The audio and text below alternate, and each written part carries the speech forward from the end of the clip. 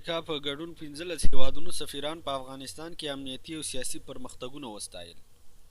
د امریکا، جرمني، جاپان، ایټالیا او اروپايي اتحادیې په ګډون 15 هیوادونو سفیران په دوحه کې د افغانستان د بهرنیو چارو وزیر سره په لیدنه کې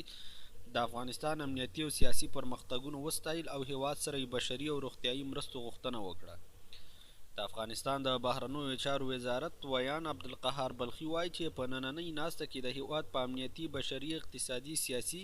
او روغتیايي موضوعاتو خبري وشوې. نوموړی زیاتوي د ناستې برخوالو په افغانستان کې د امنیتي او سیاسي پرمختګونو د ستایلو ترڅنګ وویل چې باید افغانستان سره بشري او روغتیايي مرستې وشي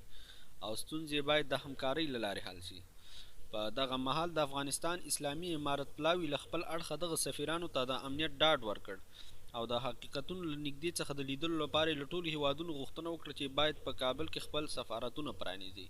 او دا کار به د مثبتو اړیکو د نوي پرانیستلو کې مرسته وکړي. د دوحې په نننۍ ناسته کې د امریکا، جرمني، کاناډا، فنلنډ، نیوزیلینډ، ایټالیا، جنوبي کوریا، اروپايي اتحادیې کمیشنري، هسپانیې، ناروې، سویډن،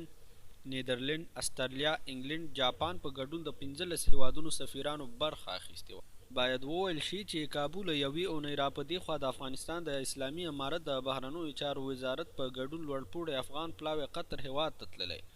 او هلته یې د کوربه هیواد او امریکا په ګډون له ګډو هیواد